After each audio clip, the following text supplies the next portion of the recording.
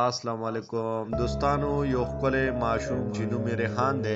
د سوات سیند ډوب کړی دی د څنګه ډوب کړی دی دا ټول معلومات در سره شریکول غواړو که دینه مخکې تاسو زموږ چینل نه سبسکرایب کړی نو مهرباني وکړئ زموږ چینل سبسکرایب کړئ خوا کې ورسره د ټلۍ نشان هم وهئ ولې چې دې چینل نه به تاسو ته دغسې معلوماتي ویډیو میلاویږي ګرانو ملګرو دا ویډیو در سره لایک کړئ او تر اخیره پورې وګورئ چې ټول معلومات موږ تاسو ته در ورسوو دوستانو د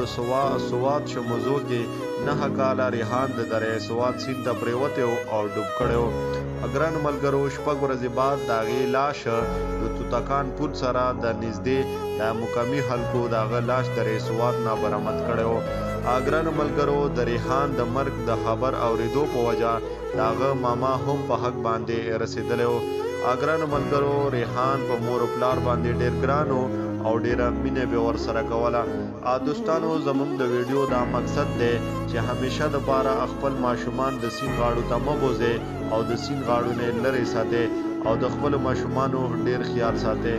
ګرانو ملګرو دا و د نن ورځې نوی خبر د نورو ویډیو پورې په لوی الله سپارو د خپل ځان او د خپلو بچو ډېر خیال ساتئ د الله په امان